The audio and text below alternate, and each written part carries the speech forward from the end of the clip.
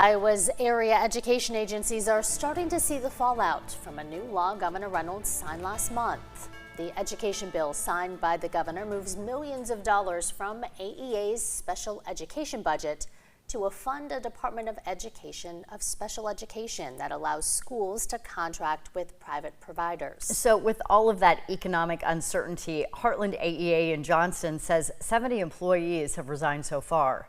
WHO 13's Roger Riley has been there today with this complex and it seems ever-evolving story. Roger.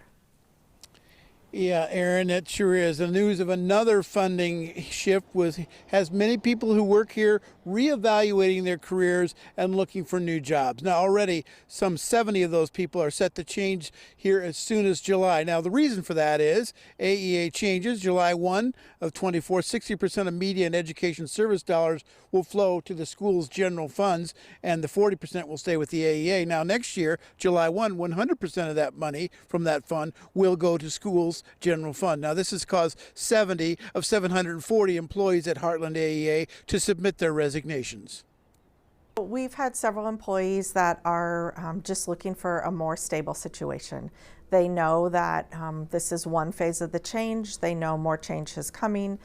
And so some of them have looked for jobs in schools because they know that those positions they're not going through budget cuts. Now, Cindy Yellick is in charge of the Heartland AEA. She told me that some of the people who work in social or medical fields are looking for jobs in the private sector. She said the main mission of her agency will still be special education, but that plan to move $10 million over to create a new state agency has created even more uncertainty.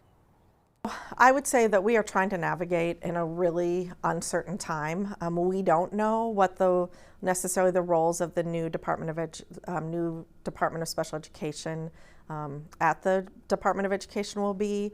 We don't know how staffing is going to be impacted by people looking for different positions outside the AEA system or outside the school system.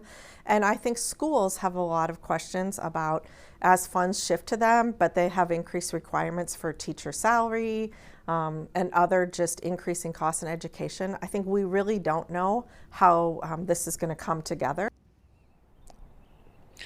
And now, due to all these funding changes, Yellick told me that some positions will not be filled because there's not going to have funding for it.